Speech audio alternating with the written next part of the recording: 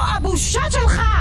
אתם רצחתם לנו את הילדה ואתה יושב ומחשב לי מחירים? איפה הבושה שלך? אתה לא מתבייש, השר סמוטריץ'? אתה תחזיר לנו את הילדה ומצידי אתה תשלם עליה את כל פתח תקווה, כי אם זו הייתה הילדה שלך היא মজমান הייתה ববাইত। গাজায় যুদ্ধবিরতির প্রস্তাব যখন এগিয়ে যাচ্ছে তখন এর বিরুদ্ধে অবস্থান নিয়ে ইসরায়েলি জিম্মিদের পরিবারের সদস্যদের তোপের মুখে অর্থমন্ত্রী বেজালেল স্মোট্রিক। ইসরায়েলের প্রধানমন্ত্রী বেনয়ামিন নেতানিয়াহুর ডানপন্থী জোট সরকারের কট্টর জাতীয়তাবাদী ও ধর্মভিত্তিক দলের এই নেতা গাজায় অস্ত্রবিরতির বিরুদ্ধে সবচেয়ে সোচ্চার। তার মতে এই চুক্তি গাজার শাসক দল হামাসের কাছে আত্মসমর্পণের শামিল। শুধু সরকার বা মন্ত্রিসভাই নয়, কাতারে অনুষ্ঠেয় গাজা অস্ত্রবিরতি চুক্তি নিয়ে বিভক্তি দেখা দিয়েছে ইসরায়েলের সাধারণ মানুষের মধ্যেও। রাজধানী তেল আবিবে চুক্তির পক্ষে বিপক্ষে পাল্টাপাল্টি বিক্ষোভ করেন তারা।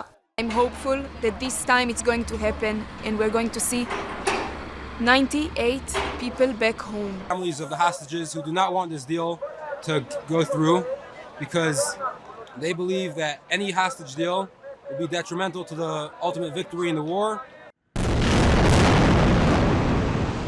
গাজায় আগ্রাসন ১৬তম মাসে গড়ানোর পর অবশেষে সোমবার অস্ত্রবিরতি কার্যকরে চুক্তির চূড়ান্ত খসড়া ইসরায়েল ও হামাসকে হস্তান্তর করে মধ্যস্থতাকারী পক্ষগুলো। কাতারের রাজধানী দোহায় এই আলোচনায় ইসরায়েলের ঘনিষ্ঠতম মিত্র যুক্তরাষ্ট্রের বিদায়ী প্রেসিডেন্ট জো বাইডেন ও নবনির্বাচিত ডোনাল্ড ট্রাম্প দুপক্ষেরই প্রতিনিধি উপস্থিত ছিলেন। চলতি সপ্তাহের শেষে চুক্তি কার্যকর হতে পারে বলে নিউজম্যাক্স নেটওয়ার্ককে এক সাক্ষাৎকারে জানিয়েছেন ট্রাম্প। তিনি দায়িত্ব নেয়ার আগেই গাজায় অস্ত্রবিরতি কার্যকর হবে বলে আত্মবিশ্বাসী বিদায়ী প্রশাসন। We are close to a deal and it can get done this week. I'm not making a promise or a prediction, but it is there for the taking and we are going to work to make it happen.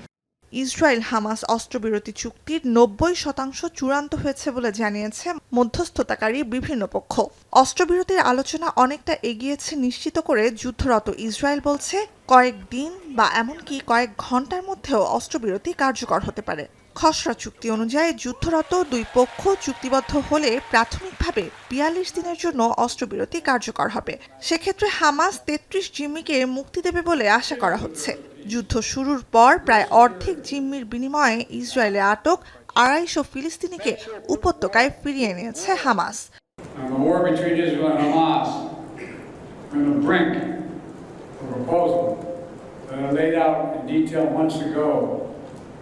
finally coming to fruition.